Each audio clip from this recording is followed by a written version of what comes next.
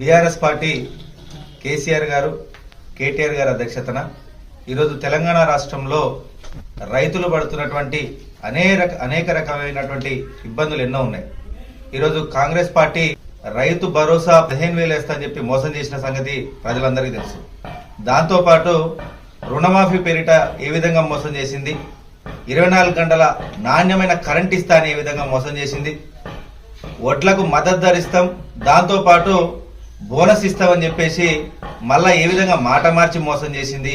ఇట్లా అనేక రకాలుగా రైతులను చేస్తున్నటువంటి మోసాల మీద రేపు కేటీఆర్ గారు రాష్ట్ర బీఆర్ఎస్ పార్టీ వర్కింగ్ ప్రెసిడెంట్ పెద్ద ఎత్తున రైతు మహాధర్నకు పిలుపునివ్వడం జరిగింది. నల్గొండ జిల్లా కేంద్రంగా నాగార్జున సాగర్ నియోజకవర్గ వ్యాప్తంగా రైతులందరూ కూడా పెద్ద ఎత్తున కదిలి రావాలి. మనకు రావాల్సినటువంటి హక్కులను కావచ్చు, మనకు వాళ్ళు ఇచ్చినటువంటి హామీలు కావచ్చు అమలు చేయాలంటే అది ఖచ్చితంగా ఒక బీఆర్ఎస్ పార్టీ వల్లనే సాధ్యమవుతుంది. దానికోసమే కేటీఆర్ గారు వస్తున్నారు.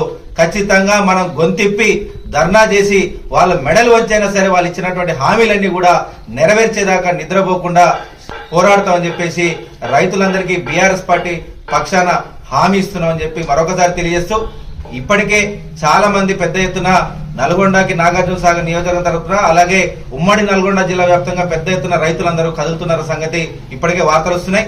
ఇంకా కూడా పెద్ద ఎత్తున రైతులు ఎవరెవరైతే ఆవేదన పడుతున్నారో, ఇంకా రుణమాఫీ కాకుండా రైతు భరోసా లేకపోవడం వల్ల, నాణ్యమైన ఉచిత విద్యుత్ లేకపోవడం వల్ల, ఇటు నీళ్లు సమయానికి రాకపోవడం వల్ల ఏ విధంగా ఇబ్బంది పడుతున్నారో ప్రతి ఒక్క రైతు కూడా కదలాలి. మీరు కదిలితేనే మనం ఇప్పుడున్న కాంగ్రెస్ ప్రభుత్వం దిగొస్తుంది, వాళ్ళకు కొద్దిగా సిగ్గొస్తుంది.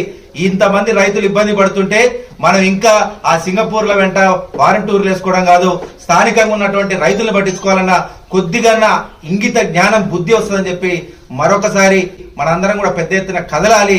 గడిచినటువంటి దాదాపు 5 నెలల నుంచి ఏ విధంగా కేసులు పెడుతున్నారో ఈరోజు చూస్తున్నాం. మొన్నటికి మొన్న మనం ఎక్కడ రైతు మహాధర్నా పెట్టినా పర్మిషన్ ఇవ్వట్లేరు. మనం ప్రతిదీ కూడా కోర్టు మీద తెచ్చుకుంటున్నాం. కనీసం నల్గొండలైనా సిగ్గు తెచ్చుకొని మనకు పర్మిషన్ ఇస్తారేమో ఇదే కాంగ్రెస్ ప్రభుత్వం అనుకున్నాం. రైతుల పక్షాన మాట్లాడతాం, ఎక్కడ గొడవలు జరగని చెప్పినా గానీ ఈరోజు నల్గొండ జిల్లాలో కూడా వాళ్ళు పర్మిషన్ ఇవ్వలేదు. కానీ ఖచ్చితంగా మాకు కోర్టు మీద సంపూర్ణ నమ్మకం ఉంది. రేపు మాత్రం మీటింగ్ ఎట్టి పరిస్థితుల్లో ఆగేది లేదని మాత్రం స్థానికంగా ఉమ్మడి నల్గొండ జిల్లా వ్యాప్తంగా పెద్ద ఎత్తున రైతులందరూ కదిలి రావాలని మళ్ళొకసారి తెలియజేసుకుంటూ సెలవు తీసుకుంటూ జై తెలంగాణ, జై కేసీఆర్.